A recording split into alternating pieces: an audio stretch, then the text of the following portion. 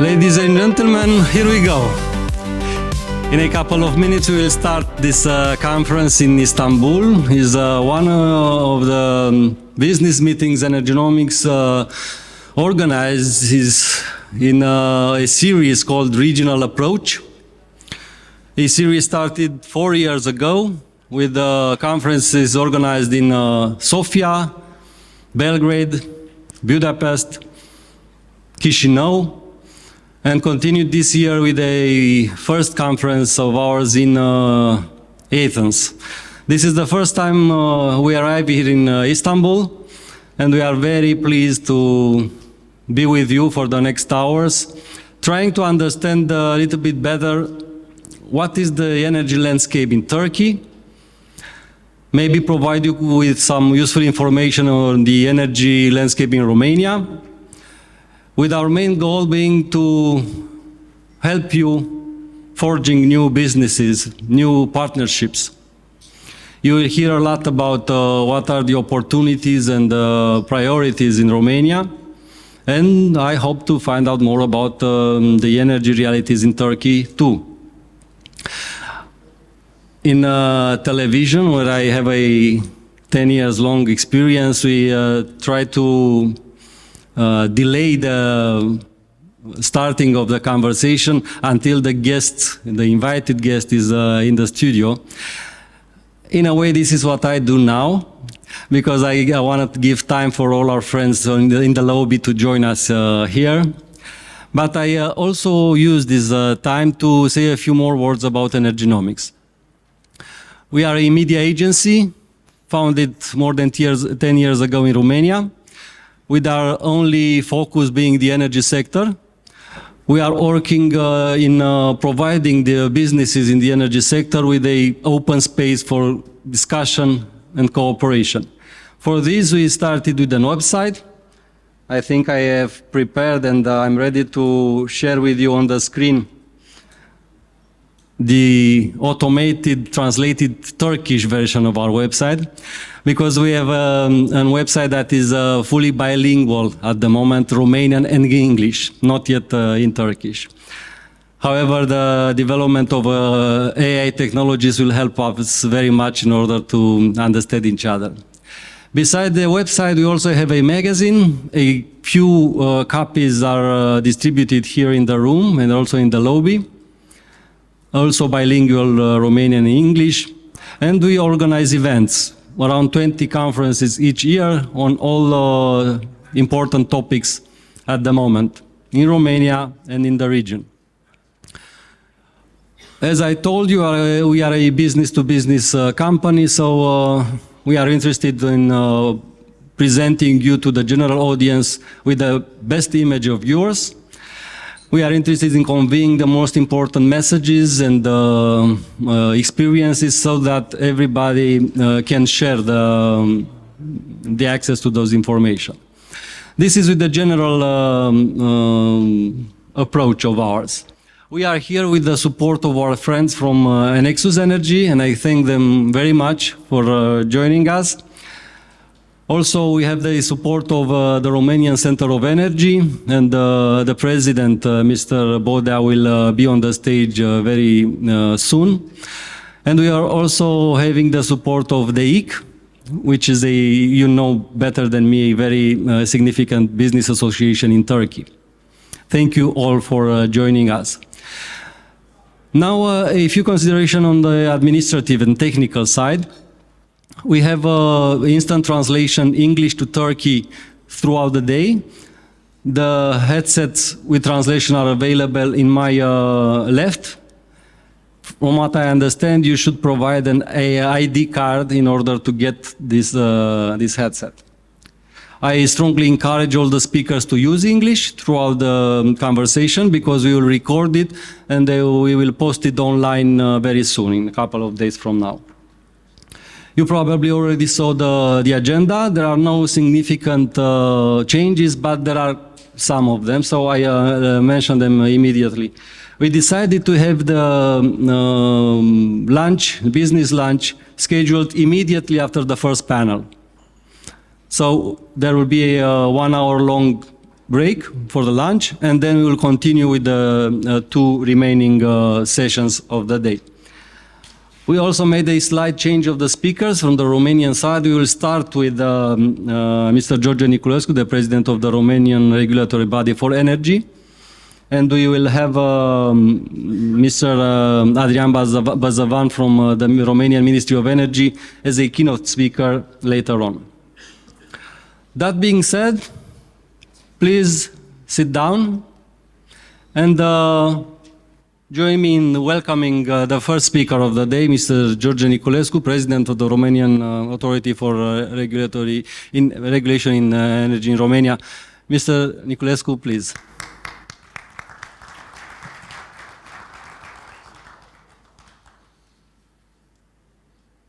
Thank you very much. Bună dimineața, günaydın. Glad to be back in Istanbul, beautiful city that I like to visit whenever I have the chance. Congratulations, Energynomics, for setting up this event. I think that it is very important that Romanian companies, with your help, are able to set up connections within the region with Turkish companies at this event today. I want to underline the fact that regional cooperation, it is very important. We have seen how the war in Ukraine is affecting the energy system in Romania, and the only healthy solution for the energy crisis that we had in the several past years, in my opinion, is represented by investments. Investments throughout all the energy system sector, from new generation capacities, renewable and gas fired turbines that are producing electricity, investments in the grids, in the distribution grids and in transport grids, in order to be able to enforce these grids so that we can take in all the new energy that is going to be produced. And these investments must be also stimulated by the government. And in this respect, let me tell you that the Ministry of Energy, where I served for 2 years as Deputy Minister, is promoting and launching a lot of investments in the energy sectors. A huge volume of money is available for investments throughout all the energy sector. In generation capacities, the Ministry of Energy offered $500 million for renewable project investments. For enhancing and enforcing the grids, the Ministry of Energy launched a call for project dedicated only for the distributors for 1.3 billion euros, and for enforcing and developing the grid of the TSO, the Ministry of Energy launched a call for projects for $500 million. So important volumes of money are available for investments, and I think that not only the companies in Romania are welcome to grab these opportunities, but also companies that are doing this type of business in Turkey are more than welcome to look into the possibility and opportunities to invest in the Romanian energy sector. And I know, as head of the regulator, that a lot of Turkish companies are looking into sector, looking into investing in producing renewables. Actually, a lot of them already obtained license from ANRE, from the authority that where I'm president. In order to draw a clear line between investments that are safe and reliable, we have changed the regulations in raccordation, in connecting projects, because we have seen a situation that looks like this. I'm going to present you a few numbers. We had in June this year projects for generation of electricity from renewable sources that had technical recordation permits for 35,000 megawatts installed capacity, installed power, but with building permit. So actually the project that were actually going to be built, only 7,700 megawatts. So 4 times low. We need investments, we need real investments, we need megawatts that are connected to the grid, not megawatts that are developed on paper. This is why we introduced 2 new items in the connection regulations. One of them is a warranty of 5%, and then the developer will get this money after he finish the investment, and a new rule for allowing the capacity that are based on competition. So the Transelectrica company, the TSO, will evaluate every single grid capacity available on the network, and this capacity will be offered through a competition to the companies that wants to invest. This is something that we introduced in order to secure the viable and the mature projects to be connected to the grid. Very important for the market are interconnectors. We saw that in this part of Europe, this summer we had higher prices than we observed the ones in the Western Europe. I think that the energy should free flow without any obstacles, without any bottlenecks from one country to another, and the prices should have almost the same level. This is something that in Romania, Greece and Bulgaria did not happen. We saw that during the summer we had higher prices for electricity, and this is why it is important to have regional cooperation, because the Ministry of Energy initiated a letter to the European Commission along with Greece and Bulgaria, in which they highlighted the fact that this part of Europe has increased prices in electricity. So this is one more thing that I think collaboration and cooperation should be enhanced in this part of Europe. A few remarks regarding also the natural gas, because it is important. I think that the transition will be fueled by natural gas. Natural gas is a bridge fuel, and in order to secure our energy transition, we have to take advantage of the resources that each country has. And I know that Turkey has important natural gas reserves and ambitious plans to use this natural gas. Also, Romania has these ambitions. We will start producing natural gas from the Neptune Deep deposit, which is situated in the Black Sea, in the first half of 2027. Huge volumes of natural gas will be available. They will power up new facilities that will generate electricity, and we will export the available quantities for export. So in my opinion, Romania represents a good and healthy business environment. I think that opportunities are present for companies that want to invest in the energy sector, and I'm more than glad to let you know that the regulatory authority wishes to be partner for serious investors. We have increased the numbers of regulatory committee in which we are approving licenses for companies that want to invest. We do one committee per week in order to process all the licenses that are being requested, and this year is the first year that the tariffs that we practice dropped. We lowered the tariffs in order to be able to facilitate investments in this sector.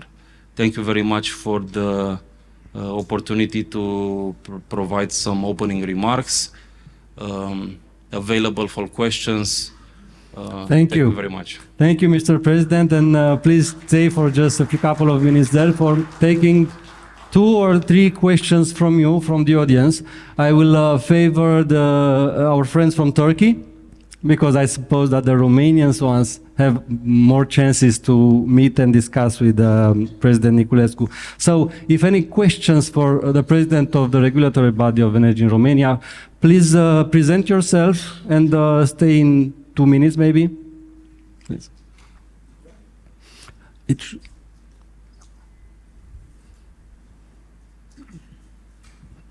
This is Ibrahim Akgun from Savas Energy. Just wondering your remarks in regard to battery investment in Romania. I mean standalone battery, not coupled with solar or wind power plant. Of course, standing batteries, a hot topic, good for balancing, right? 60 megawatt, I think we licensed for standalone capacities. It is a hot new topic. We encourage investments in batteries because we have seen the cost of balancing that are increasing. And I think throughout batteries, standalone or connected to generation facilities, I think it represents a good solution.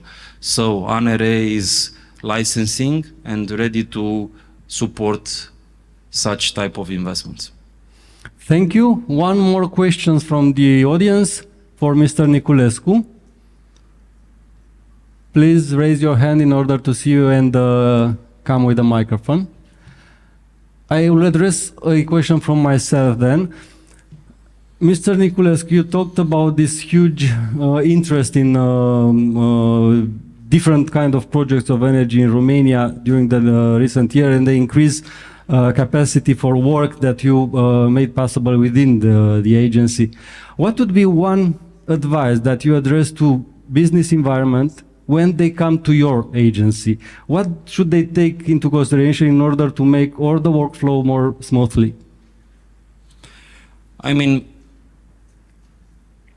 the authority is pretty transparent in its decisions, and we like to speak with all the stakeholders before taking a decision. When we want to change something in the regulatory framework, we sit and talk and discuss with all the stakeholders.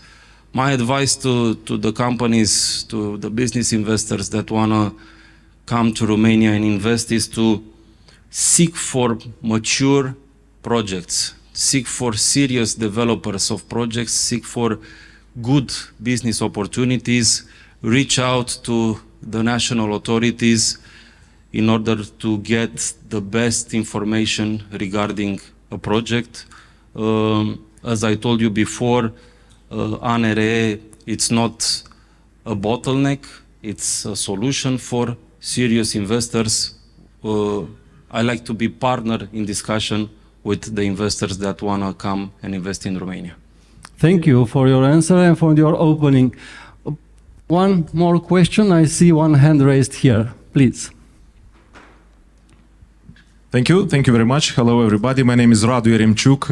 I'm representing a Romanian developer that is helping Turkish companies to come to Romania and invest in best projects. And thank you, Mr. Niculescu, for your presence here, because it gives a real help to Romanian investment attraction. So my question is, from your point of view as a representative of Romanian authority, what would be the capacity of BES in Romania today, taking into consideration the grid situation, and what is your estimation in the next couple of years, taking into consideration that a lot of PV plants will be constructed? So just give us some general numbers, your feeling about how big is the market of BES project in Romania needed for the moment, taking into consideration the grid and their shape. Thank you very much.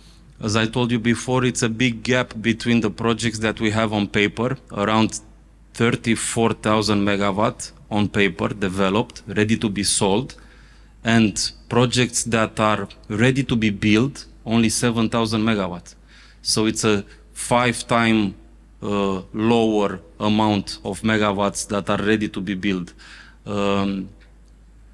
These permits will expire soon. If the projects are not being built, these projects will expire and available capacity will be again in the grid for the investors that would like to seriously invest in generation capacities.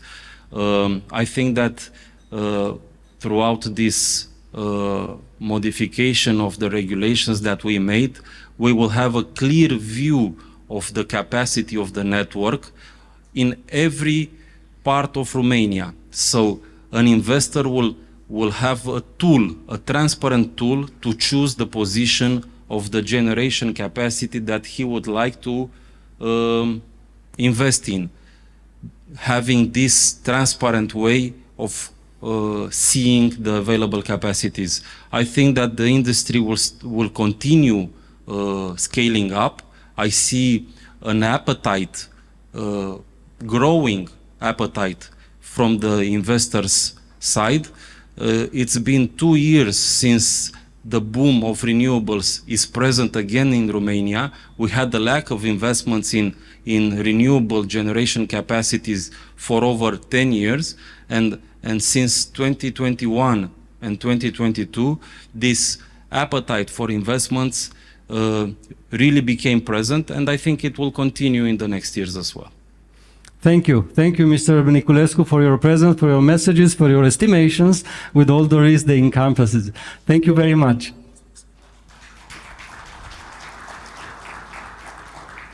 Thank you also for the courage to address questions and deliver us some comments. I will now give the floor to the representative of DEİK, Mr. Ahmet Taha Yıldız, Chairperson DEİK Energy Business Council and General Manager Kibar Energy. I'm very happy to meet you, and I think, as I told you earlier, that is just the beginning, because there are so many things we can do together with Energynomics and with the Romanian businesses. Welcome.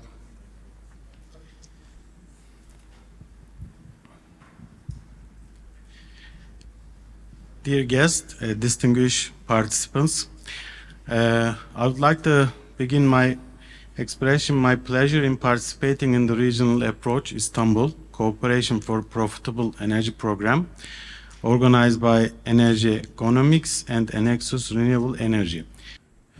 I am sure that the representative of Turkish companies are already familiar with DEİK, but for our Romanian guests, I would like to briefly introduce DEİK.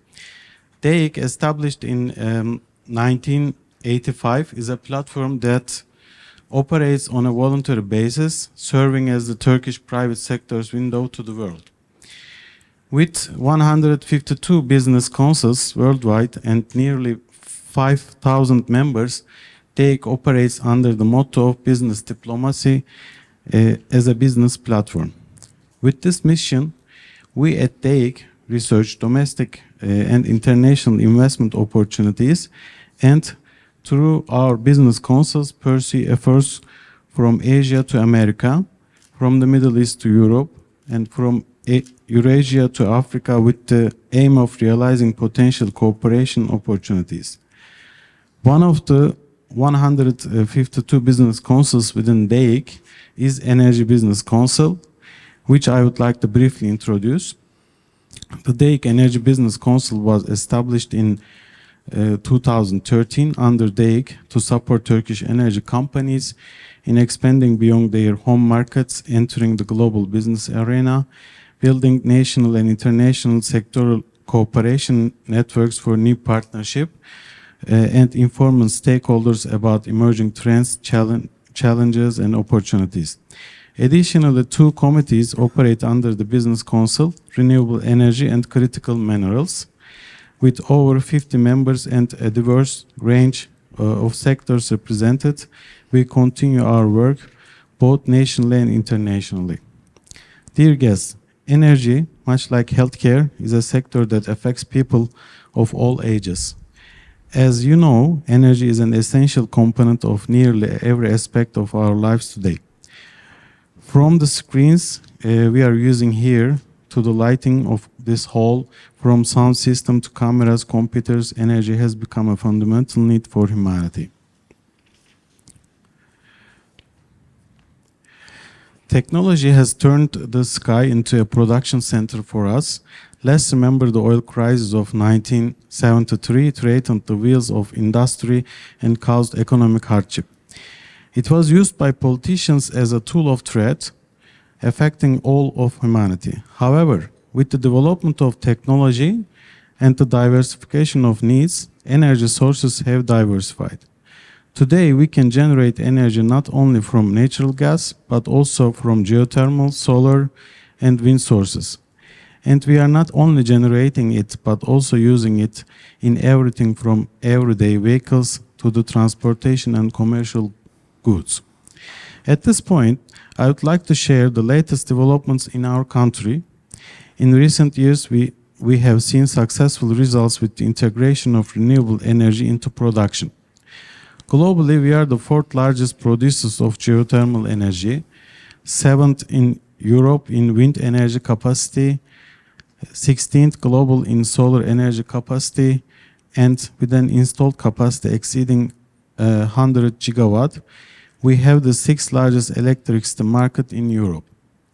The driving forces behind these achievements include technological compatibility, innovative solutions, and steps taken toward net zero carbon goals. So, where do we stand in terms of consumption? Turkey ranks among the top 5 countries in Europe in energy consumption. Our growing population, expanding economy, and developing industry are increasing our energy needs every day. In response to this growing demand, Turkey's priority is to meet its energy supply needs while reducing carbon emissions. A goal shared by both the public and private sectors. During the COP27 summit in 2022, Turkey committed to reducing carbon emissions by 41% by 2030 and achieving a net zero emissions by 2053. The fact that more than 50% of our electricity production comes from renewable energy is clear evidence that Turkey is on track to achieve its energy goals.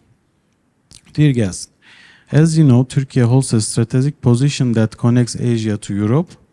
Our proximity to oil and gas producers in the region has enabled us to take steps to ensure energy supply security for both our country and the region. Moreover, through seismic research conducted in our seas, Turkey has discovered 700 billion cubic meters of natural gas in Black Sea. Additionally, to meet potential excess demand and ensure supply security, Turkey has constructed natural gas storage facilities. Today, the facility under the Salt Lake, part of which is completed and part of which is still under construction, can store 5.2 billion cubic meters of natural gas. Recent investments in renewable energy, oil and natural gas have paid off, positioning Turkey closer to becoming an energy trade hub. Public sector efforts in this regard are continuing rapidly. Currently, Turkey boasts a robust infrastructure with 7 international natural gas pipelines, 5 LNG terminals, 2 of which are floating storage and regasification units, FSRU, and 2 underground natural storage facilities. Additionally, Turkey has advantageous position in LNG infrastructure, whose importance has become more apparent in the ongoing global energy crisis, supports our energy supply security and source diversification. By becoming an energy hub, Turkey will not only ensure Europe's energy supply security, but also open up opportunities to tap into natural gas potential of Azerbaijan, Turkmenistan, Iraq, and Eastern Mediterranean. Dear guests, today's event is crucial in assessing the opportunities in the energy sector between Turkey and Romania. As you may know, BOTAŞ recently signed an agreement with Romania to supply natural gas to Romania. This agreement is a key indicator of what can be achieved in energy cooperation between the two countries. We closely follow Romania's energy potential, which is growing alongside its economic development. Both government institutions and private sector representatives continue to engage closely with their stakeholders. Romania, which hosts over 16,000 Turkish companies, offers many opportunities for the Turkish business world in the energy sector as well. I believe there are opportunities for collaboration between the business people of both countries in areas such as wind energy in Dobruja, solar energy in southern regions of Oltenia and Muntenia, hydroelectric power in Carpathian Mountains, and offshore wind potential in Black Sea. To provide an example of capabilities of our private sector in this regard, one of our companies, a member of DEİK Business Council, is building a solar farm with a capacity of 1,350 megawatt on an area of 20 million square meters in the Karapınar region of Konya. So Turkey has the capability of this production. I'm confident that energy opportunities in these areas will accelerate the trade volume between the two countries. With that, I would like to once again thank everyone who contributed to organizing this event. I hope it will be a fruitful and productive program. Thank you. Thank you also for being here and for providing us with this comprehensive picture of the energy landscape in Turkey with the potential of collaboration between the two countries. This time I will take two questions from the audience and I will favor the Romanian guest today in order to find out more from you. So if any question or comments, please just raise your hand and I will come with the microphone. I will wait just a second for maybe another friend of ours. Now, Mr. Remchuk, once again. Thank you. We just had an agreement with you, so you pay me $10 every time I put a question. This is why I'm so active. Sorry for the humor. Thank you for your participation. My question is very short and simple. What do you think is the most important three measures that Romanian government should implement in order to have more comfort for the Turkish investors to come to Romania? So what are the major problems from your point of view that can be solved using Romanian government to facilitate easier investment from Turkey to Romania? Thank you very much. Thank you. I mean, in the sector, we are following that there is a really big attention in Romania. So what we hear from, I mean, it's going well, but maybe as about the regulations, it's also we experience in Turkey too. So if you make an investment, try to make an investment, it's environmental size and other aspects, finance. So in those areas, there should be, of course, development areas. So actually we are in connection, the investors are in connection with Romanian authorities. I hope these obstacles will be overcome. So thank you. Okay, one more question or comment at this moment from the audience. If not, I will have one question of myself. If one of the Romanian friends present here in the room would be interested in finding some partners in Turkey and comes to you at the break for lunch, let's say, Yes. who or in which direction can you guide in? What would be the specific action plan for a Romanian company to enter into a partnership with a needed Turkish counterpart? Okay. So in Romania, investment or in Turkey, you mean? Having Turkish companies involved in Romanian projects. Okay. As DEİK, actually our members are the companies who are doing this business already. So if a Romanian partner comes to us, we can easily introduce them to the top rank energy companies in Turkey easily, because they're all our members, and we are making every month meetings with them. And we have a sub council that has a target of only renewable in outside of Turkey investments, renewable investments outside of Turkey. So we will also introduce to that council the companies, the people who wants to help or who wants to find a Turkish partner. So we can give our details. DEİK, it's an organization related with the trade ministry, also with all other ministries. So I think we can help on that. We can help on that for the moment. Thank you very much Welcome. for your presentative comments. I will now move to the next part of our day, and I will invite on the stage the speakers for this first session, Major Opportunities in the Romanian Energy Market. This is the title. Corneliu Bodea, President of the Romanian Energy Center. Welcome. Cristian Popescu, Partner at Dentons. Elena Popescu, CEO Elektra Renewable Support. And Ibrahim Akgun, CEO Saves Energy. Elena is here. I don't know if Volkan, Aktürk, Strategy and Business Development Director at Entek Elektrik, is here with us. Please. I knew that there might have been some problems with reaching out in time, but it is great now. 5 minutes. Thank you.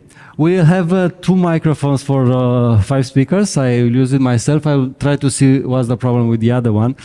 But the idea is that we have around 60 minutes, maybe 70 minutes for introducing each of the speakers with 5 to 7 minutes of initial comments. Where I am, who I am, what I'm working for, what I'm here for.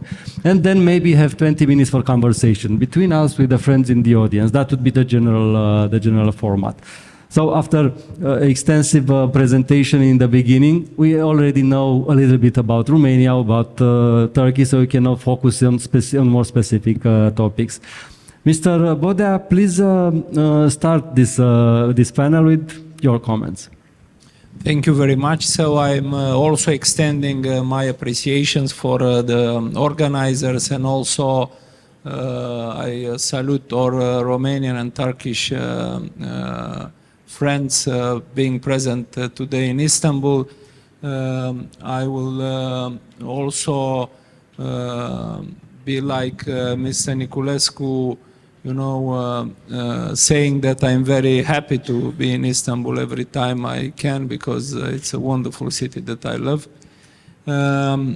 So I'm obviously, holding 2 hats. I am president of an NGO that I like to say the most important NGO in the energy industry in Romania, because we are covering all areas of all form of energy, from electricity to gas, and all kinds of actors from the value chain in the energy, from generation and transport and distribution, consumers, big consumers, or even EPC contractors. But I am also in the same time an entrepreneur. I manage a company having about 1,600 employees today, being one of the major EPC contractors in Romania. And I would like today to stay more with the hat of the entrepreneur and discuss more from the reality level of energy in Romania. Obviously, I have my experience based on Romania, so we don't work too much abroad, but I think Romania is one of the most important topic today for our Turkish friends being present today here. Thank you. Thank you, Mr. Bodea. For you to know, if you come to work in Romania energy project, you most probably met Adrem and Mr. Bodea, so it's very good to know him and discuss earlier than later. I will now invite Mr. Cristian Popescu, partner at Dentons, to say a few words. Merhaba, ikisi Niboldum. I hope that, hello everyone, I hope that I pronounce correctly.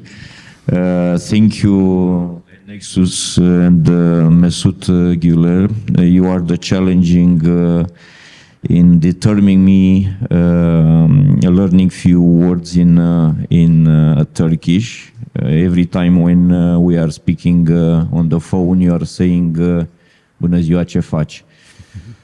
In Romanian. So I'm happy to be here and to share with you a few thoughts about few thoughts about being a business lawyer and helping the Turkish investors buying, building and operating green energy projects in Romania. Within the last 2 years, I work for many Turkish companies. Part of them are here in this room.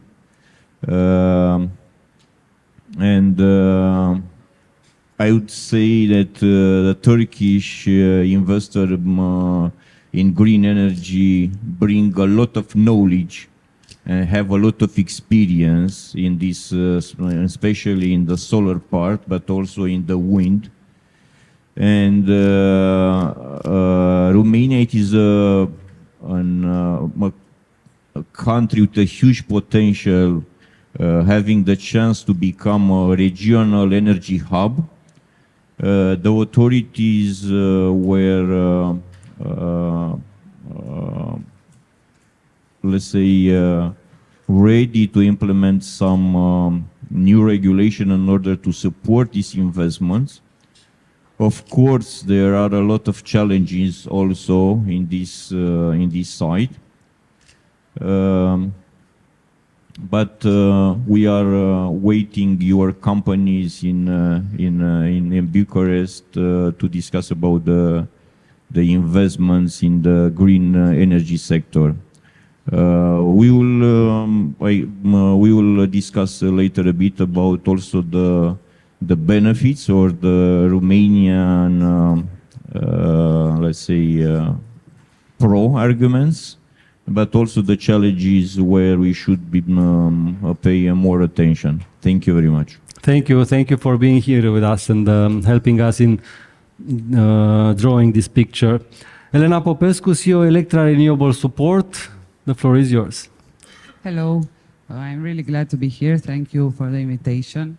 I represent Elektra Renewable Support from Cernavodă, which is in Constanța County, actually at the intersection between the Danube River and the Black Sea Channel, where is also our nuclear power plant.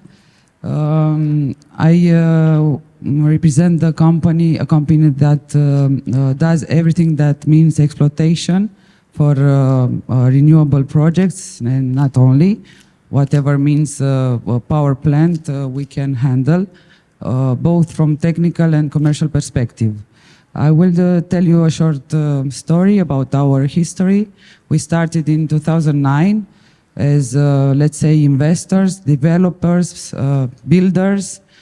When we started our new first projects, our own portfolio of renewable energy projects, wind at that time, because, you know, in the first wave in Romania, we had a lot of wind, not solar. That's why in Dobrogea area, it's a bit crazy with the grid connection, because we already have a lot of wind connected. We built our 2 wind farms, commissioned in 2011, 2012, and we started, of course, the operation for it. From the operation maintenance point of view, when in Romania the legislation changed and everything that was more than 5 megawatts had to be dispatched. So from a local dispatch center, we created our own dispatch center, which operates renewable projects since 2014. So now we operate, I was saying that we operate more than 600 megawatts of wind, solar, and gas power plants in different types of operation. I'm saying different type of operations because maybe I have to define when we monitor, remotely monitor a power plant, we monitor it from the dispatching point of view, meaning at the common coupling point, from the generation unit point of view, PV or wind turbines, from controlling it, so there are different types. In this new wave of renewable investments in Romania, we also are part of it, developing our own portfolio, but also for others. I think we reached more than 1 gigawatt of grid-connected new plants portfolio. From this big amount, from my point of view, we will do for ourselves around 200 megawatts, which already started. What I wanted also actually to say by mentioning that we started developing new projects for our own portfolio is that in this time frame in Romania, in the energy market, we started doing all projects as hybrid projects. For example, we have 2 solar power plants that are currently building as we speak, C category. Both of them have storage units attached to them, because I think all projects in Romania now are like this, hybrid. I believe this is the future, because we can go to the next subject. The energy market is from the commercial point of view, and the fact that we can use all available instruments on the energy market in order to maximize the profits of the projects. This is also a subject that we cover through our dispatch center. Our main advantages, I would say, is that considering our experience of 15 plus years, we can become a valuable partner for every investor, because we are there, we know the market, we know the technical solutions, and we can, let's say, adjust whatever problem you would have in order to find the proper solution. The main scope is actually to have a good projects that will give profits for all involved parties. So yeah, we can do that. I could say a lot more, but I... We will have the time. So okay. I think it's good for the introduction. Thank you, Elena, very much. And now we had 3 speakers who know very well Romania.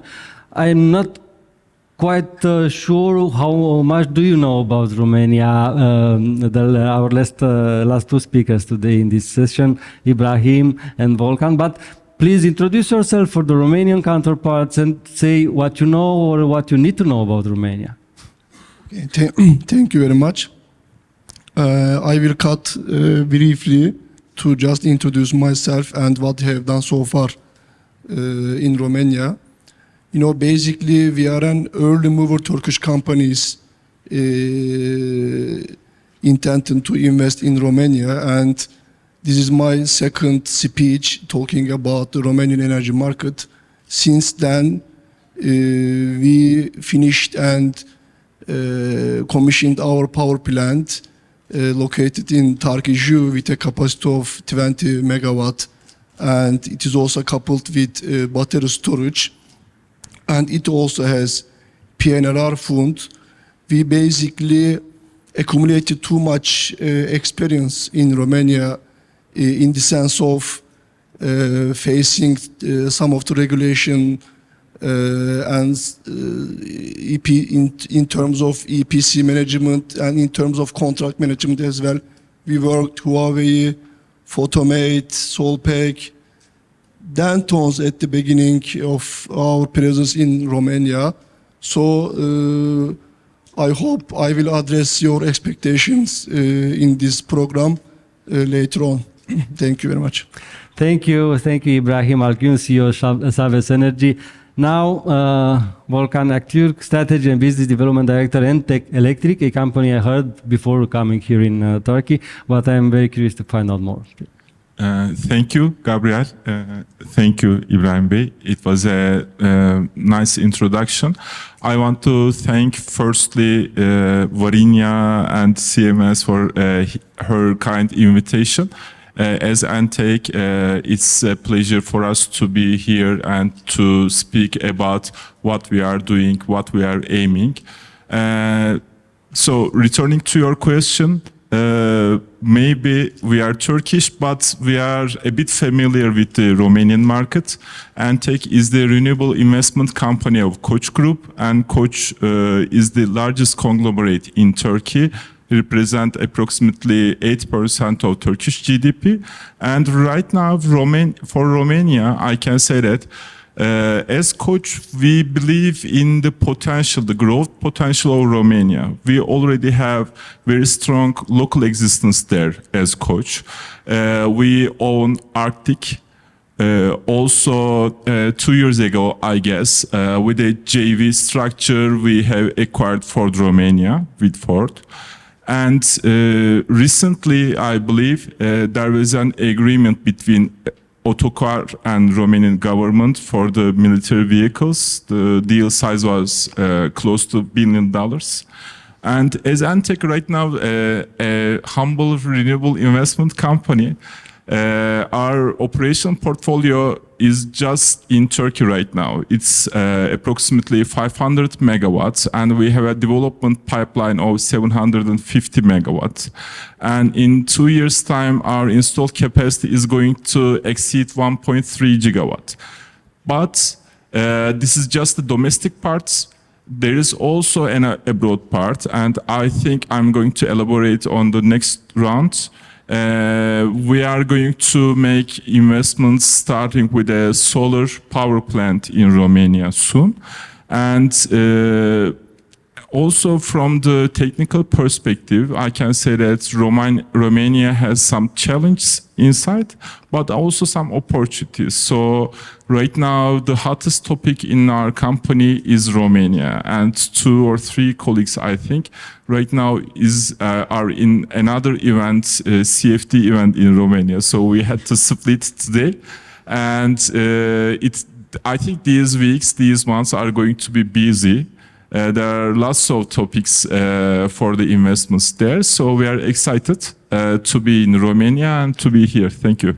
Thank you. Thank you all the speakers for these introductory remarks. We are already in the dialogue area of our session, so if any questions arise already in your heads, please raise your hand and I'll be with a microphone right next to you. I will make a short aside now and mention that Varinia, you talked about, is the owner of Energynomics. She is the founder, the owner, the managing director, and my boss. So that was the reference from Volkan earlier.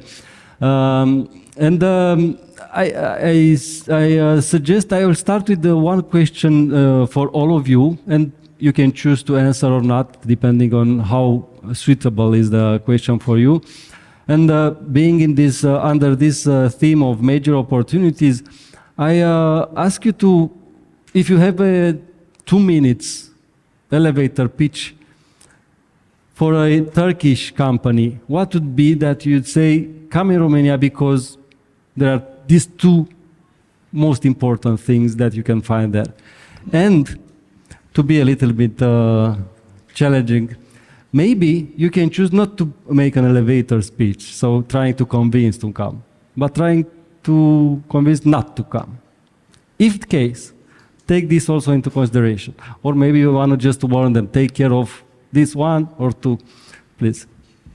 Yeah, very, very interesting question. And obviously I will take the chance to be brief and make an elevation, pitch and try to convince you to come to Romania because of 2 main reasons.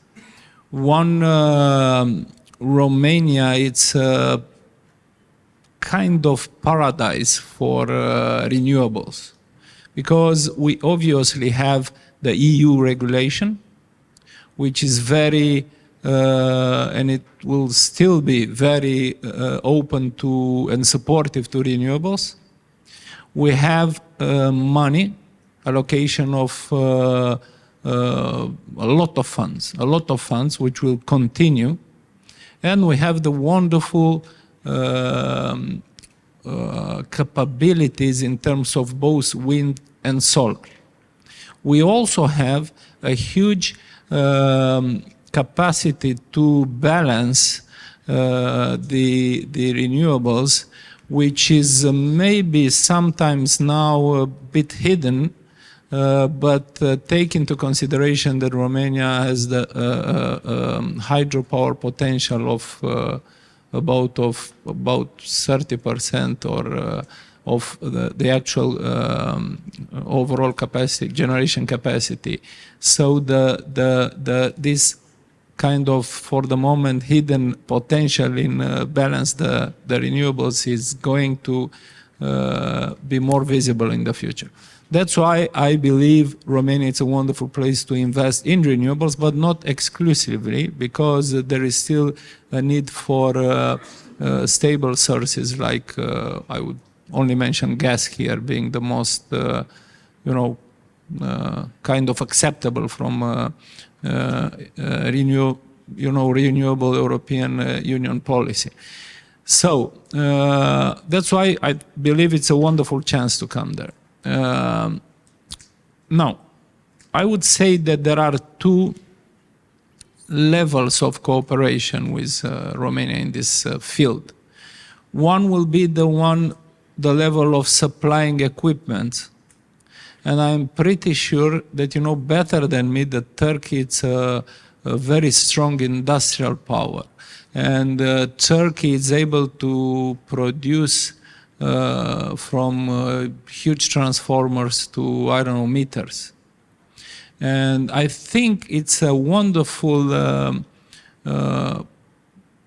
opportunity that has to be somehow grasped by the Turkish energy equipment environment industry, because Romania, and not only Romania, most of Europe tends to become more and more dependent on Chinese equipment.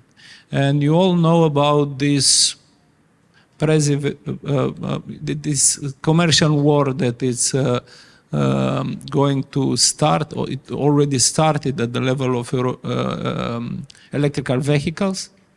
And this is going to continue on several levels.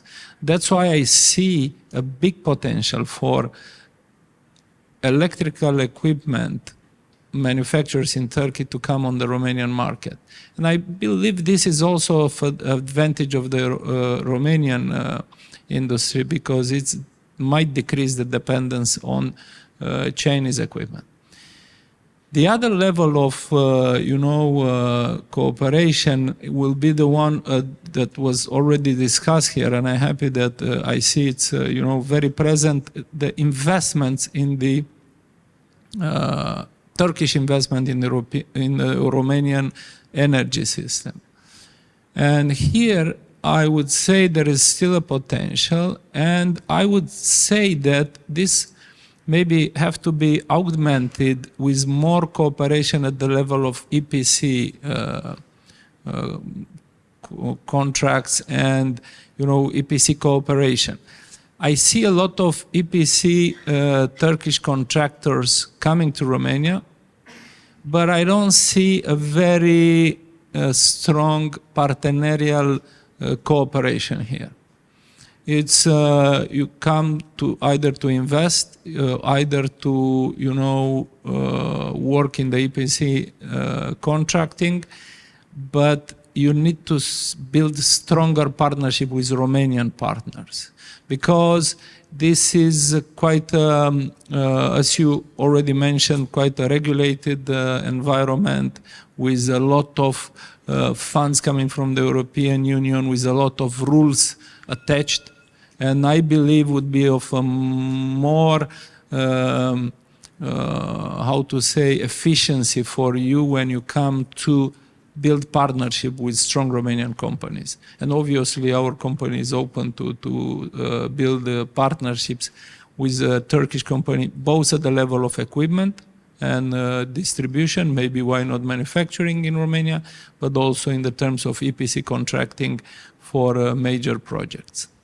Thank you, Mr. Bodea. It was a very long journey with the elevator, but it was worth it for every moment. Thank you. If you like to continue, please. So 2 big pluses, maybe 2 not so well. I think you anticipated one of my question I had this morning on the flight from Bucharest to Istanbul. Generally, this is related to that main important question: why? Why organization should develop in a way or another way? I generally and constantly I'm asking myself, I'm wondering why somebody should choose Dentons or myself in a project or not. Why the investors from Turkey should come into Romania. I will try to summarize in 2-3 minutes in the elevator journey. First of all, Romania is a safe country.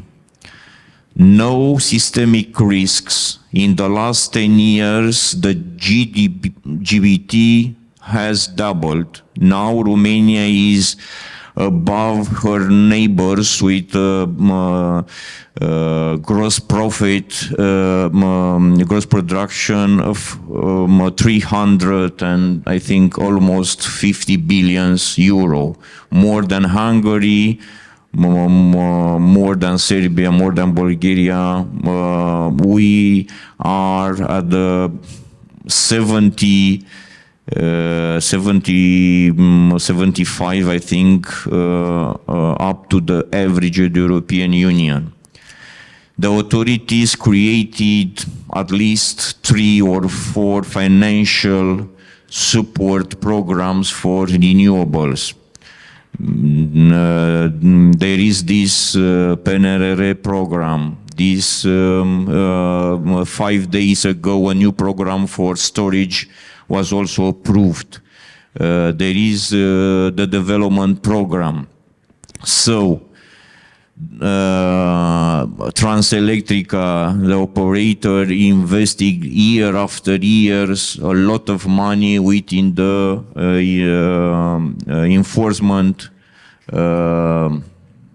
works in order to increase the capacity of the grid to absorb the energy. So there are all the premises to have a good return of the investment. There are also some challenges. The bureaucracy.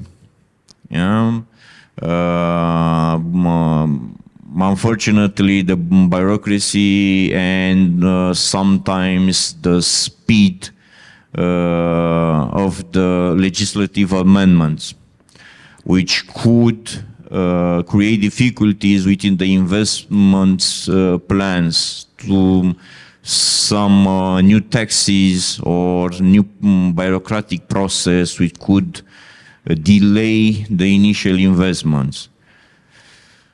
But overall, all these are manageable, and the risk, the main message to an investor, I think this should be: the risk is manageable to the medium, from the medium to the minimum. A few years ago, a few of my clients, Turkish investors, said, okay, in Turkey, the market is so mature now, and with difficulties, we could find projects which could become profitable. This is one reason to look to the Romanian.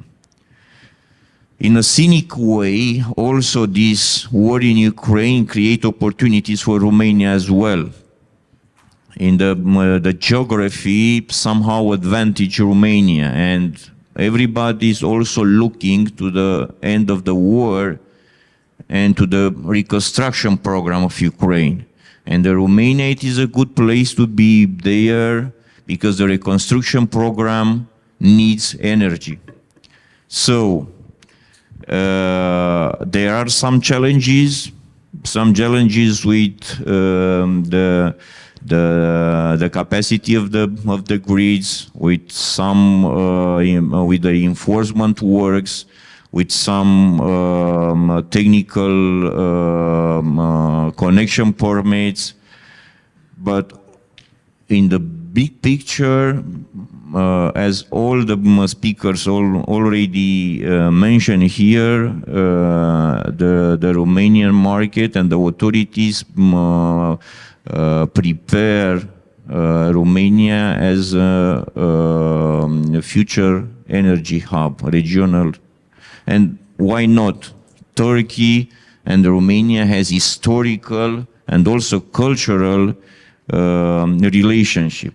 This is a huge advantages. We understand together also the cultural patterns more than any others peoples. Thank you. Thank you, Cristian. I will make a short comment before giving you the floor, Elena. And I remember that more than 11 years ago, when we started Energynomics, it was very difficult to identify each day at least 5 pieces of news to publish. That was our target at the moment. It was difficult because it seemed like nothing happened in Romania energy sector. Today, and for some years already, the challenge is to select the news that we publish each day. We publish 10 pieces of news per day now, but there are many others information that remain outside of our website because the situation is completely different. Starting from this, I will kindly ask you to stay with my suggestion: 2 pros, 2 cons. And I also profit for inviting you once again to signal to me if you want to address a question or make a comment. Please, Elena. 10 years ago, I was discussing about reactive power and ways to improve the project from cost point of view related to reactive power. Yes, I remember. It was a breakfast club at that Yes, time. I remember. To answer to your question, the why question, my answer would be comfort. So, as you also already mentioned, Turkish-Romanian business exists for centuries. So this is not something new. Comfort that renewable energy market and new projects, let's say, are not on a new road. This road already exists for 15 plus years. So it's nothing new. Comfort also given by the technical norms from Romania. Everything is settled already, so we know how we should connect it, we know how we have to design it, we know how we could aim for technical conformity. At the event that exists in parallel with this one, the conference, the energy conference, I understood that there are a lot of Turkish producers of equipment. So that means with a valuable partner in Romania, all equipment that could be built in Turkey can be installed in Romania, because the thing is you have to know what to build, what to realize in order to install it, to respect the technical norms, to respect the Romanian, design codes and so on. So that would be comfort. And as cons, I always like to see the full glass. I see no cons. It's nothing new. We just have to work and to, I repeat myself, find valuable partners that know what they have to do and they can help everybody. We help ourselves as business and we help the other ones as giving the best practice that we had during these 15 plus years. Thank you, Elena. It made it easier for our team to have different articles or follow-up articles after this conference. You said no cons. But Ibrahim, Akgun, you already know Romania quite well. I already know, and I think I can handle. Sorry.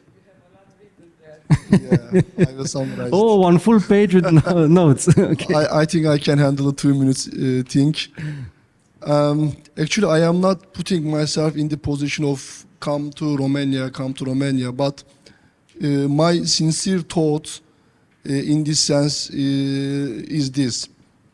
Actually, the regulation is getting tight, timely as expected, since the market is getting maturated. And as the Mr. President pointed out, there is a bubble in terms of project development, and I can assure you many of them has many flaws in terms of permits, approvals, or consents required from many authorities, and this will be a kind of bottleneck when it comes to negotiating with the banks, and at that time you will have many problems to realize the project, and since the ATR has a expiry date, blah blah, and regarding the having allocation from the grid, it is about to change as well. Is, if I am not wrong, starting from 2026, there will be an auction methodology will be applied like our YEKA applications, which means it will be getting hard to have project to invest in Romania. So if any investor, real investor, wants to have a solar power plant in Romania, I think it is time nowadays. This is important aspect, I think, and one maybe this is pros and cons. It's a kind of loop, but there is one thing you need to take into account to invest in Romania: the price fluctuation. It is a bit different than our country. You know, there is a price cap which is applied to the PH stock market at a level of 3,000 Turkish liras. That's why during the days afternoon the price even getting lower, but not too much. But in Romania it fluctuates too much. Sometimes it is zero, sometimes it is 800 euro.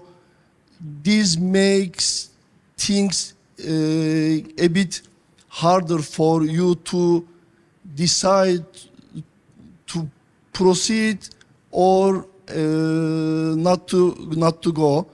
This is the thing that you need to take into account, and maybe it is better to look for opportunities just for the batteries in Romania. We are basically trying to do this. I think that's enough for now. Okay. Time is crucial. And what is a new wave, a new bubble maybe? It soon become a more stable stream and maybe hopefully deeper stream. Very important observation. Elena, I think you want to add something, please, and then Volkan. If I can add something related to auctions that will come in Romania in 2026. Mr. Niculescu also said that in 2 years we will know exactly which projects we will have in Romania. So maybe it's a good thing. Moldavia has already the auction system for grid connection, and they know exactly what will be built. So there will be also some access points freed after this. And related to prices and the fluctuation, which is actually normal. That's why I was saying earlier, maybe I wasn't clear enough.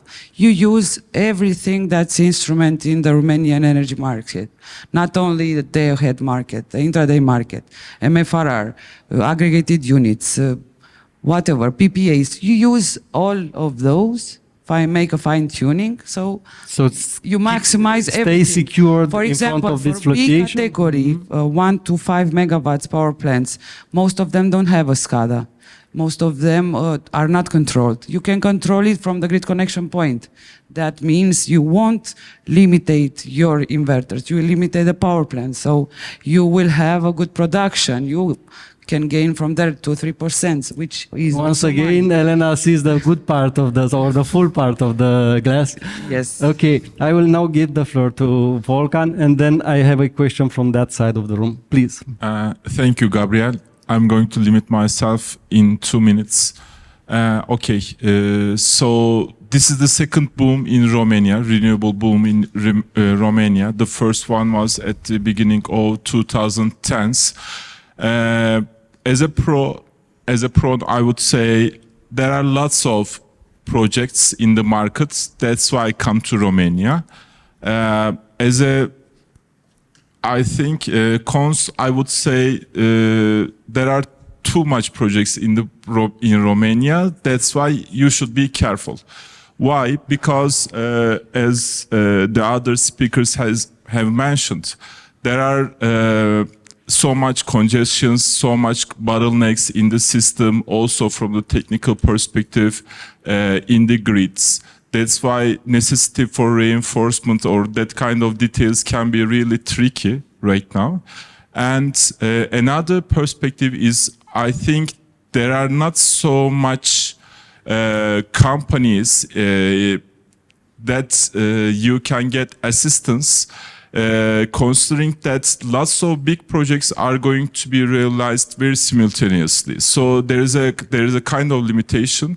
Of course, you can imagine working with some good companies when you want to realize these projects, but it may be a bit tricky if the other projects are going to be realized at the same time too.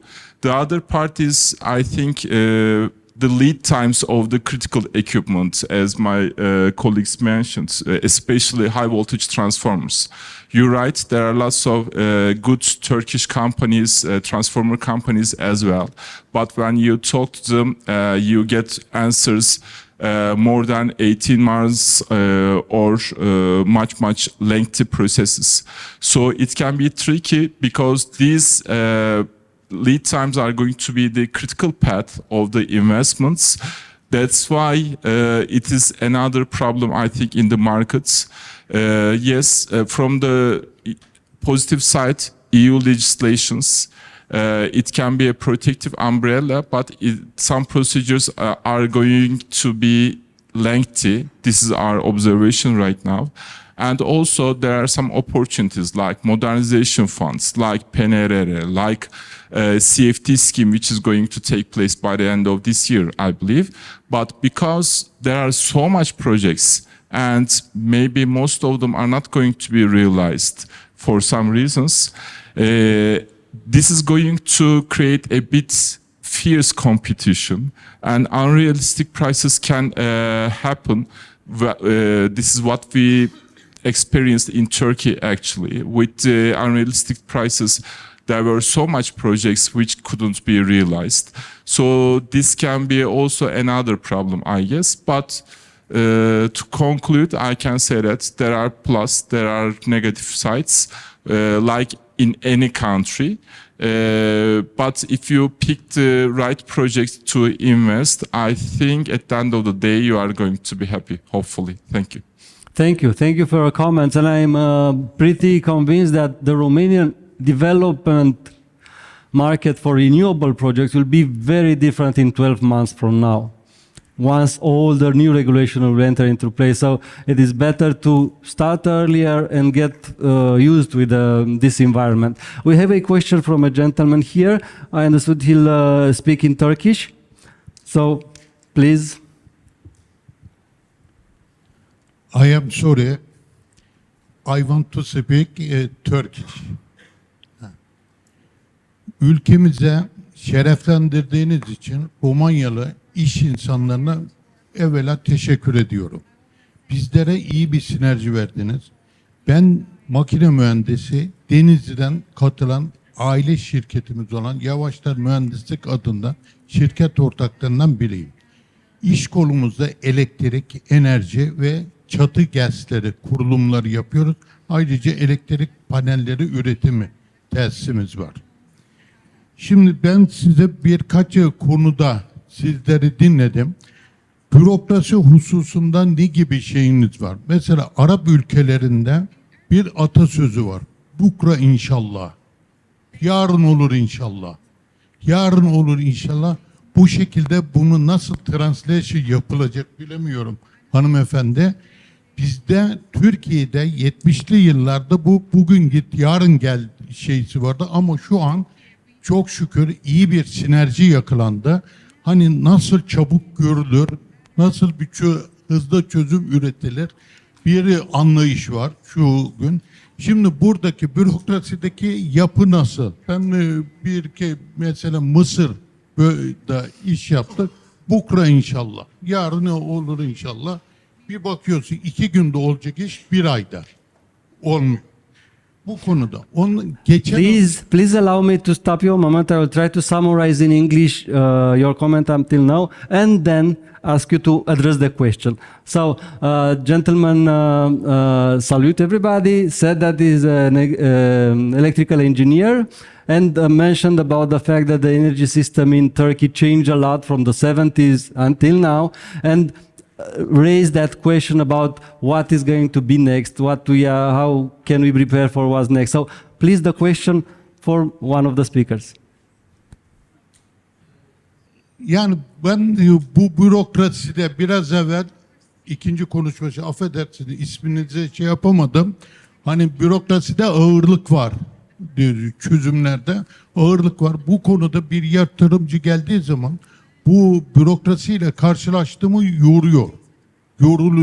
Tabii bu da sinerjiye kırıyor.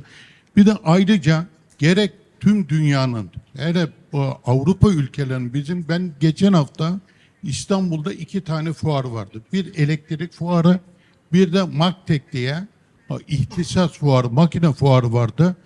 İnanır mısınız o fuarın %30'u Çinliydi. Hızlı bir şekilde hepimiz için de, Türkiye'miz için de bu sıkıntı, Romanya için de sıkıntı, Almanya için de sıkıntı.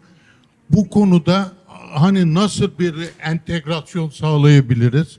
Veyahut da biz mesela Romanya'da bir partner olarak sizin konuşan şirketlere çalışabiliriz yani. Çünkü bizim 40 yıllık bir birikimimiz var. Bu birikimimizden bazı yetişmiş kaslarımız var, kabiliyetlerimiz var. Bu konuda çözümler üretebiliriz. Ben bir de Koç grubunun temsilen arkadaşa ben daha önce gazetede okudum yani bir Koç grubunun oradan çekildiği haberine Romanya'dan.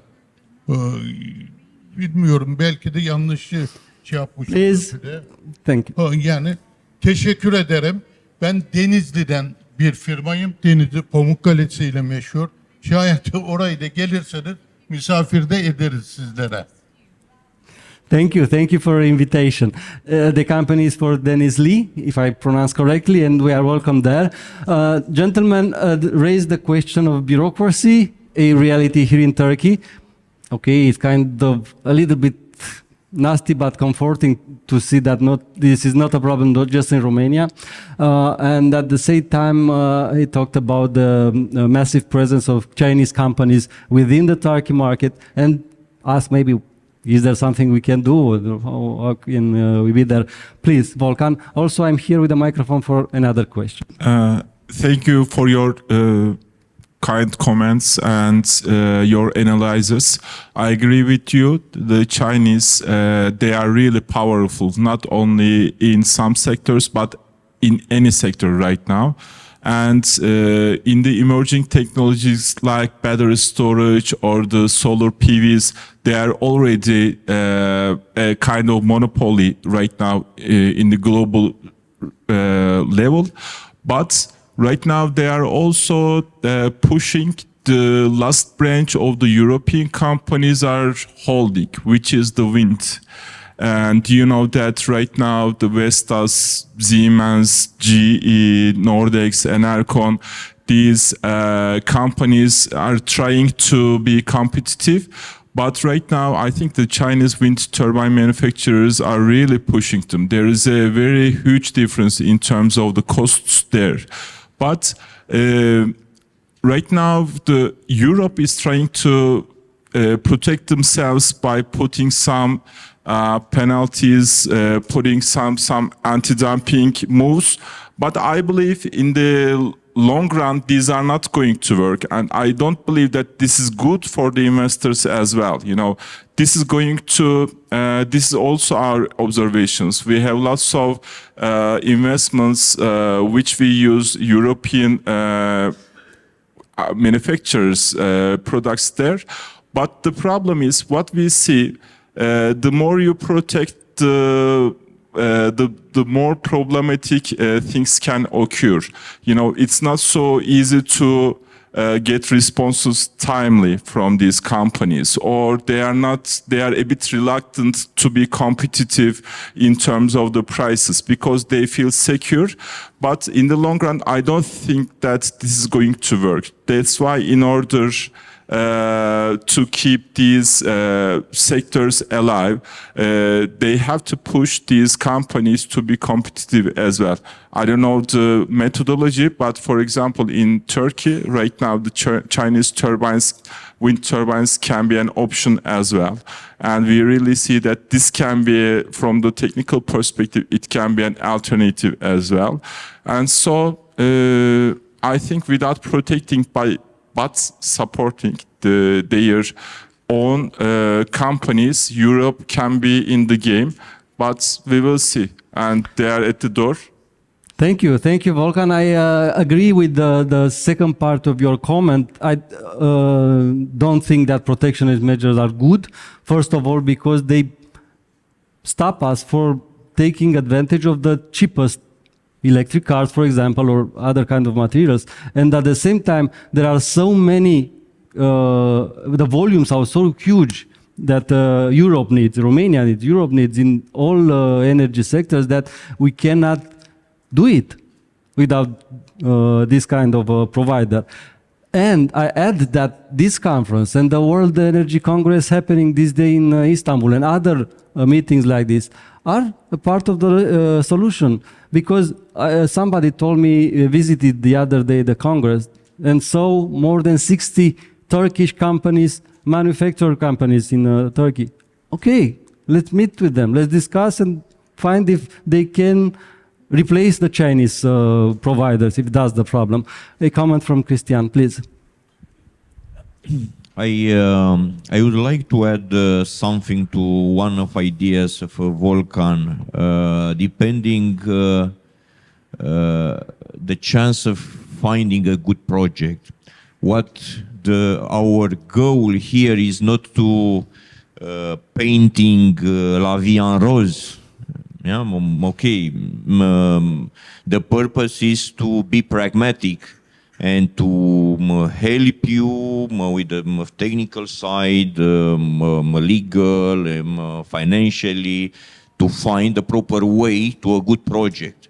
Of course, the reality from the perspective of green energy, from the solar perspective, Turkey has much more experience than Romania. This is a fact. I'm happy seeing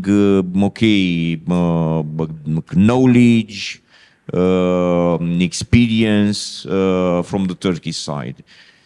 Some facts: in Romania, most of the projects you will find on the market, I would say around 85–90% of the projects you will find for sale are not developed by people with experience in energy.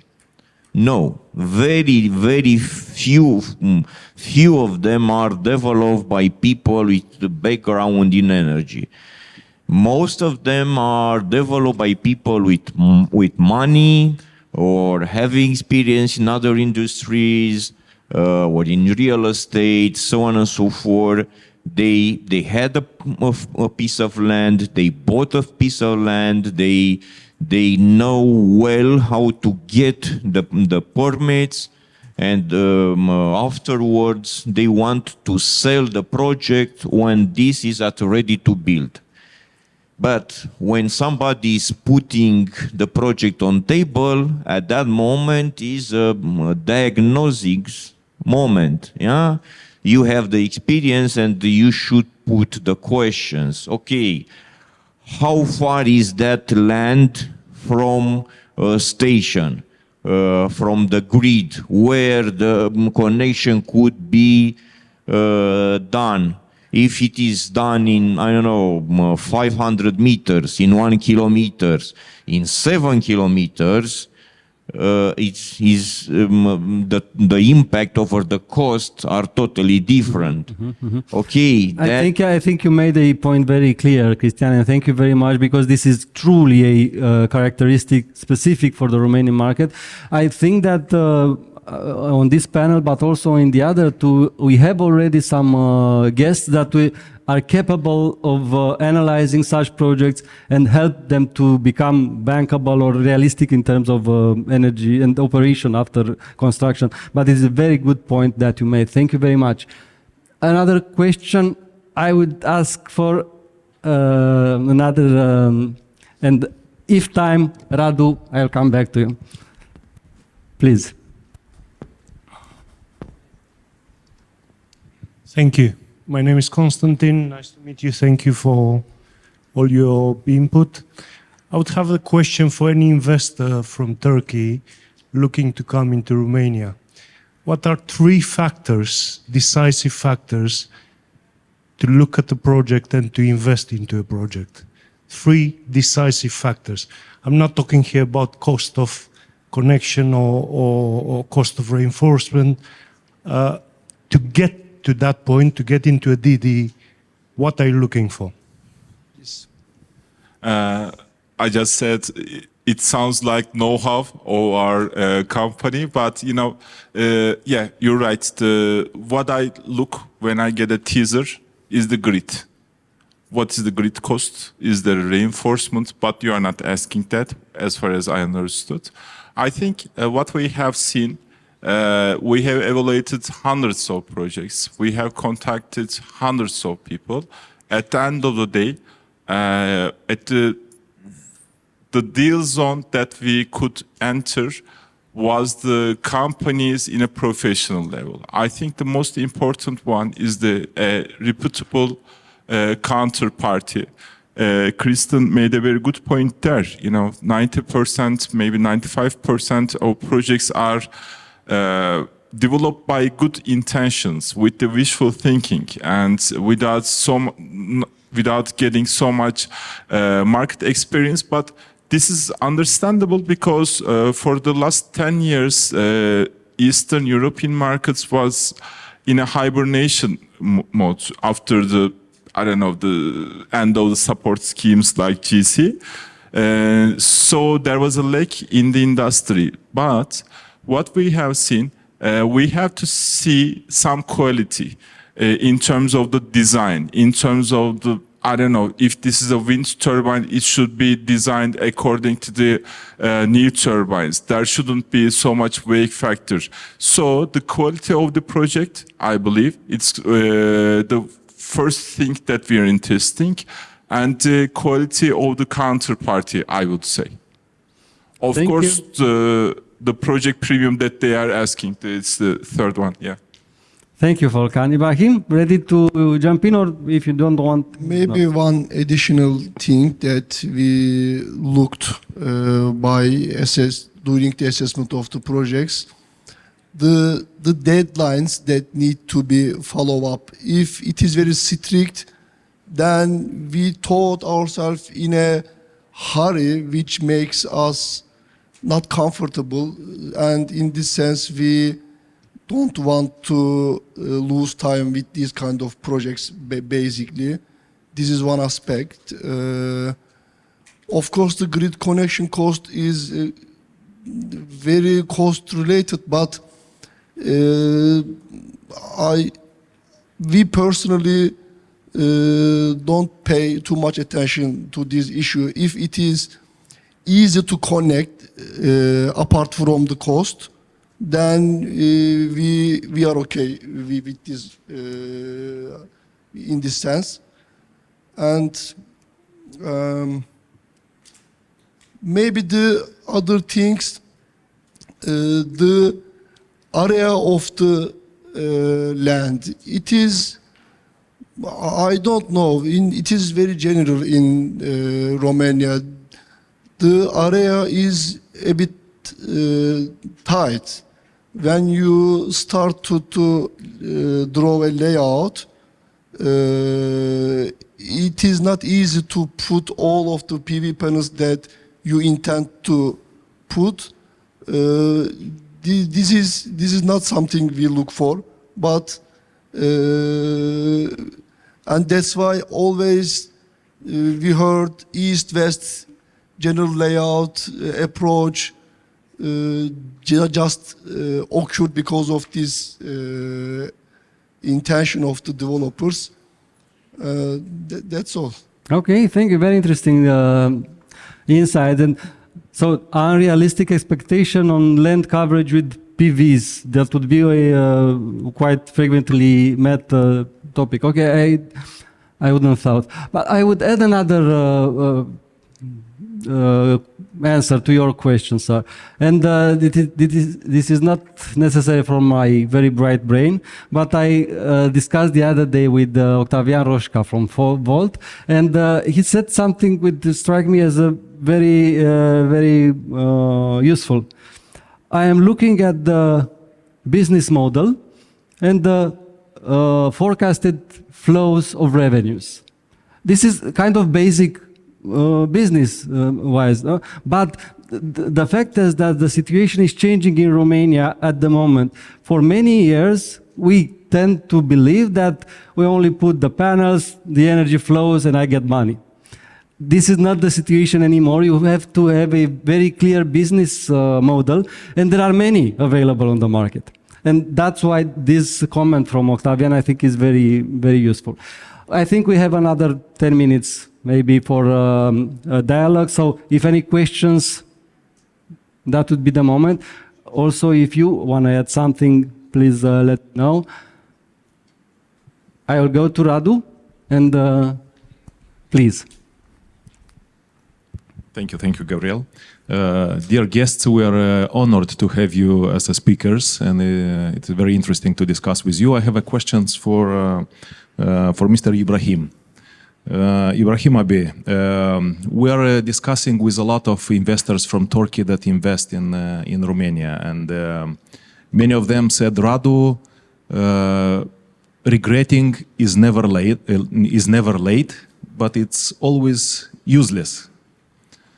But I would rephrase it and I will ask you, what are still your regrets of investing in Romania when you had the opportunity to bring your money to any other European Union country? Are there any regrets or not? Would you do the same step having time ago?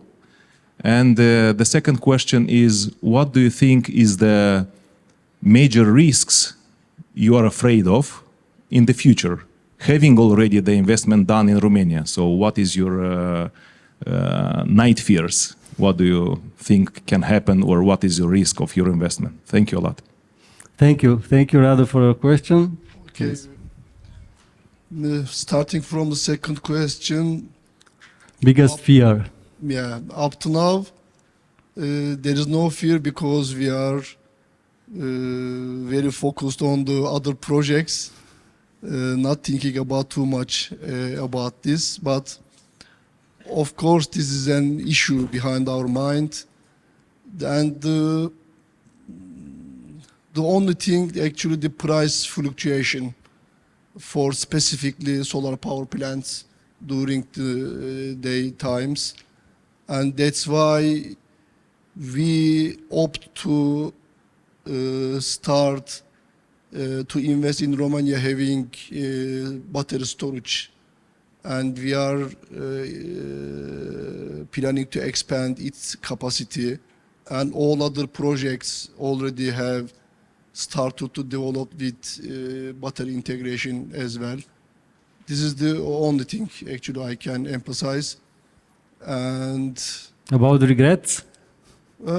regret. No regret actually for being in Romania. And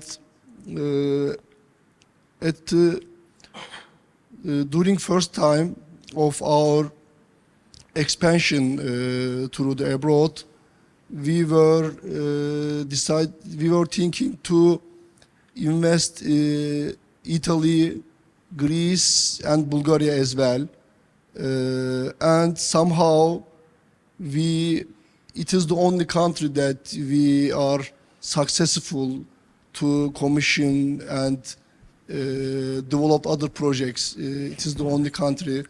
That's why we now stopped being for other opportunities in other countries and focusing in Romania basically. Thank you, thank you.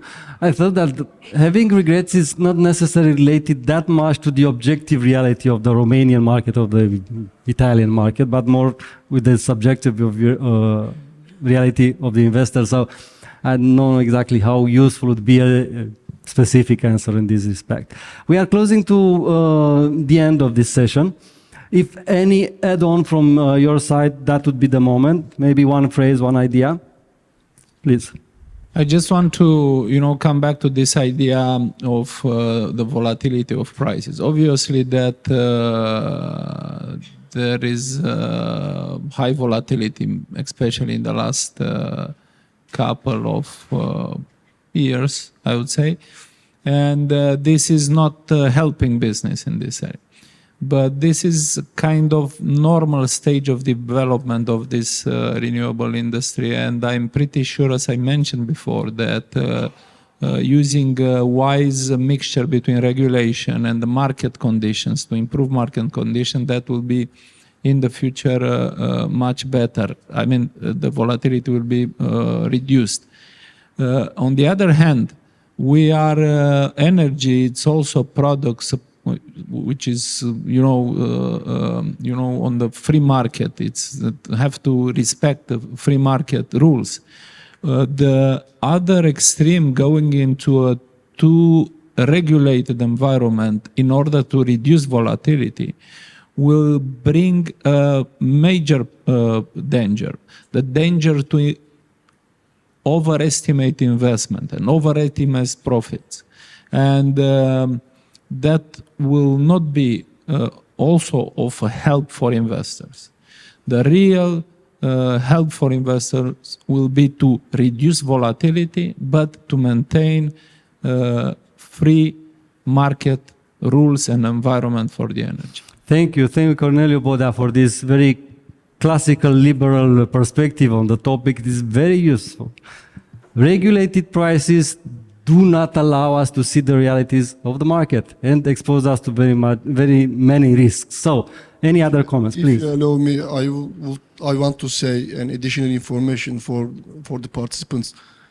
There is an amendment lately enacted in Romanian energy market, which says any project, regardless of having reinforcement or not, they have to pay, as Mr. President of ANRR mentioned, 5% of certain amount of money, and there is a unit price. As a guarantee? Yes, as a guarantee. This is an important cost that aims to decide whether you are a real investor or just a rubbish developer. This is an important thing. So if you are just intent to go there and develop a project, that does not work out. And the other things maybe they are not aware of. There was a trial period application in Romania. There is the existence of this still going on, and it is basically an application of a period which the authority allows you operate your power plant during this period of time and generate cash. But the base price for this period also changed and kept with 400 lei per megawatt hours.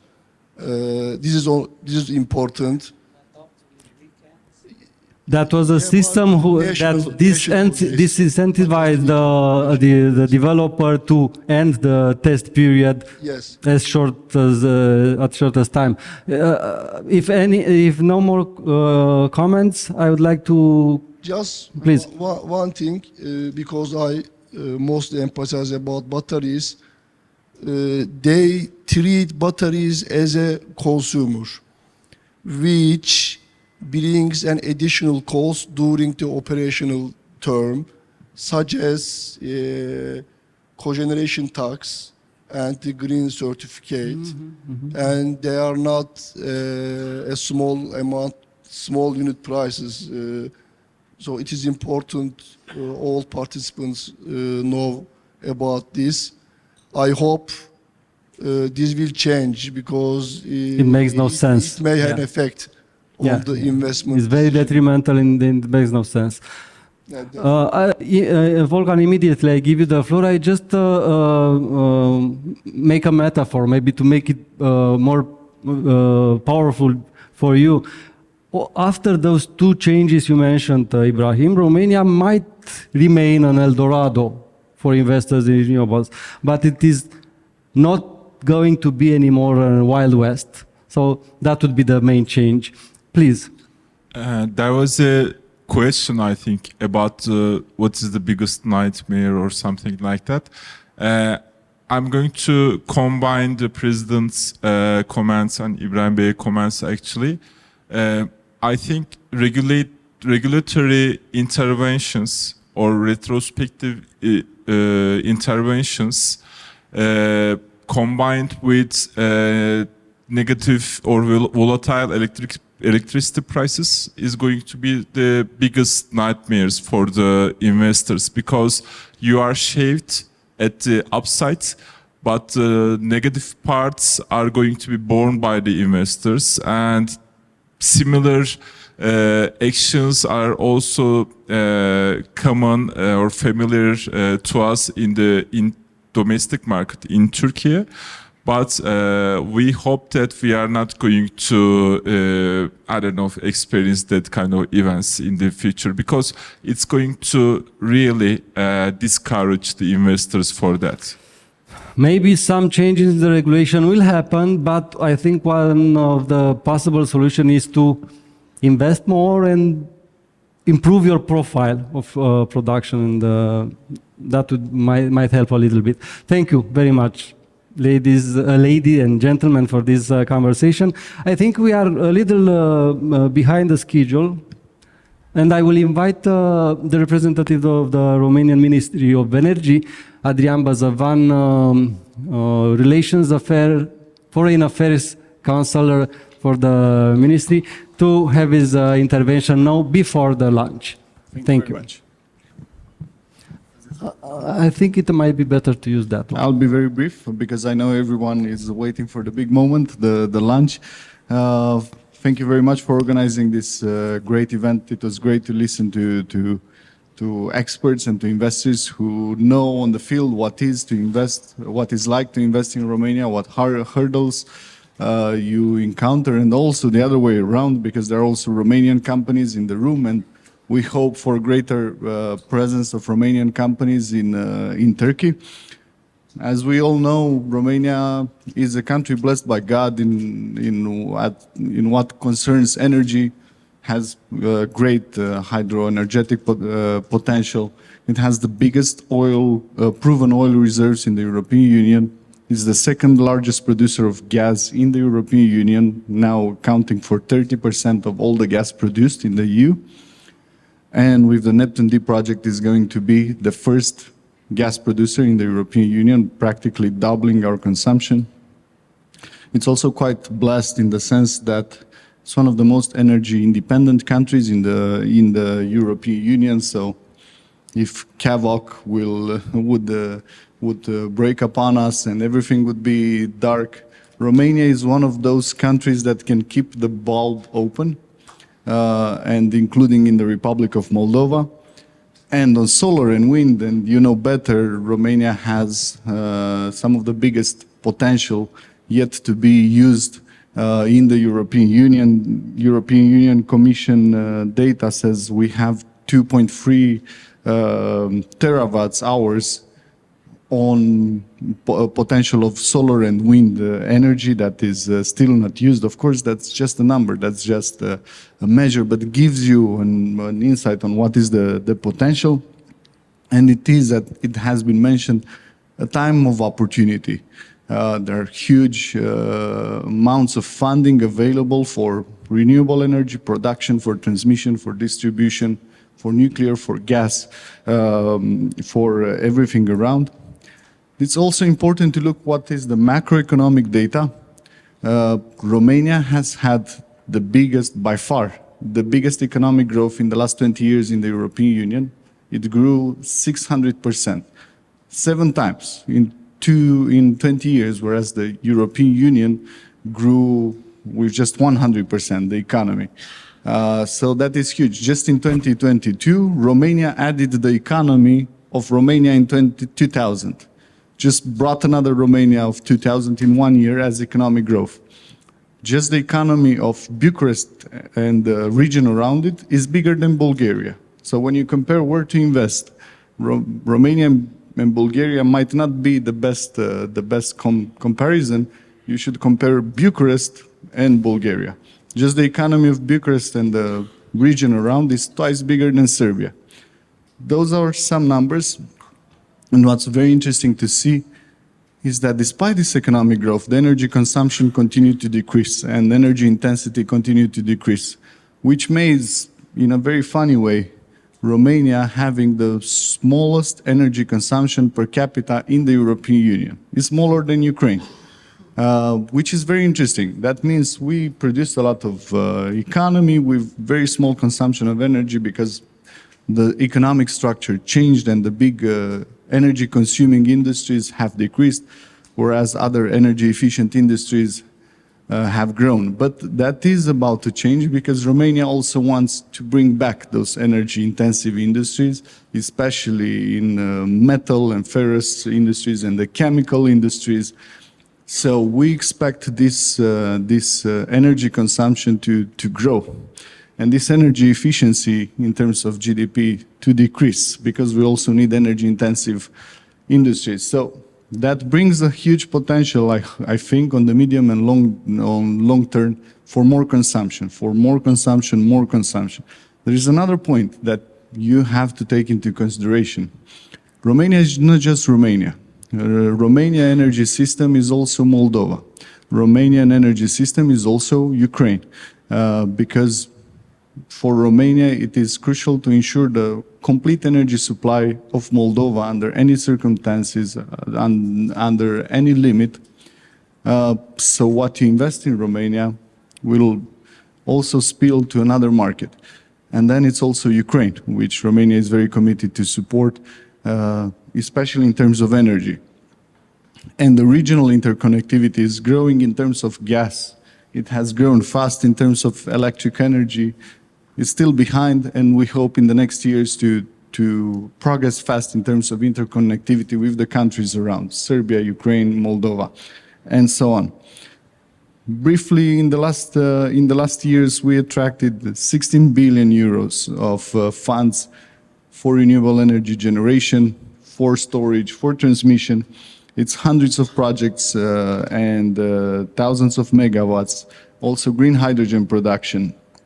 And it might be very important for you that on the 14th of October, so next week, the Electric Cup program, it's called the Electric Cup, is going to be launched, which is 100 million euros in grants for companies to install integrated systems, which means production, recharging stations, alternative heating and cooling solutions, with a maximum of 150,000 euros.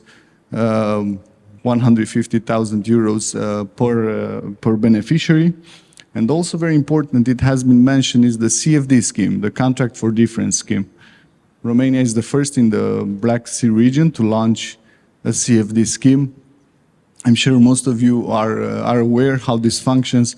It's a state aid scheme that basically gives you the warranty that you will have a price for your generation facility for the next 15 years. No matter how the price evolves of the energy, you have the guarantee that you will be paid by the state if after an auction that the price we have a target price, and if the price of the market decreases, the state will compensate for that, so you have a predictable business plan. It's also the other way around. If the price of energy increases, you'll pay back to the state that difference of price, but you know that you'll have a predictable business plan. The first leg of the auction ought to be launched by the end of this year, and we hope to have the first contracts signed in December. It's about 1,500 megawatts. It's 1,000 megawatts for wind capacities and 500 megawatts for solar. And next year, in a second leg, that will more than double. We'll have 3,500 megawatts in total, 1,500 for wind and 2,000 for solar. It's a 3 billion euros state aid scheme paid through the modernization fund. And the cap for the first auction is 82 euros megawatt hour for wind and 78 euros megawatt hour for solar. And also very important, and with that I will let you go to lunch, is the market liberalization, because we discussed about market rules, and after, you know very well that after the crisis, after the war in Ukraine and the energy spikes, we had the mechanism of compensation and of price caps, which will be eliminated in April. And now the Ministry of Energy is working at the mechanism, the new market rules that will enable the liberalization, which has to be very competitive to allow investments, to encourage investments, but at the same time to protect the vulnerable consumers and to decrease the price of the burden of the energy prices on industrial consumers.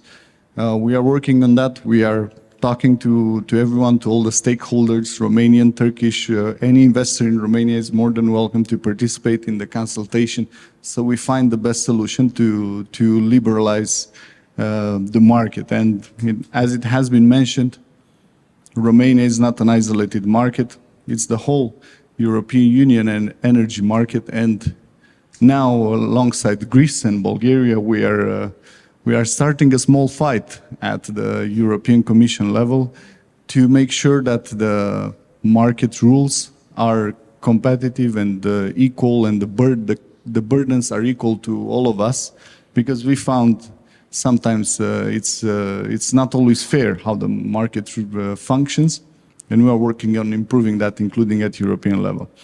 Rest at your disposal for any further questions in the coffee break, and thank you very much for being here and for the invitation. Thank you, Mr. Adrian Bazavan. A very much welcome foreign affairs perspective on the Romanian energy market. And ladies and gentlemen, please allow me 2 minutes for the conclusion of this first part of the day. You probably noticed that it followed the so-called sandwich rule. We started with some general consideration, and we ended also with general consideration, and at the middle we had much more grassroots comments and observation from the speakers here. But I'm not very comfortable with the idea of sandwich, because it seems that the middle is better than the bread, let's say. So I suggest another metaphor. We had the first part like a pain au chocolat, where the croissant and the chocolate are equally tasty. With this, we close this first part. We have 50 minutes for lunch, and we come back in the room for the next 2 sessions. Thank you very much. Thank you.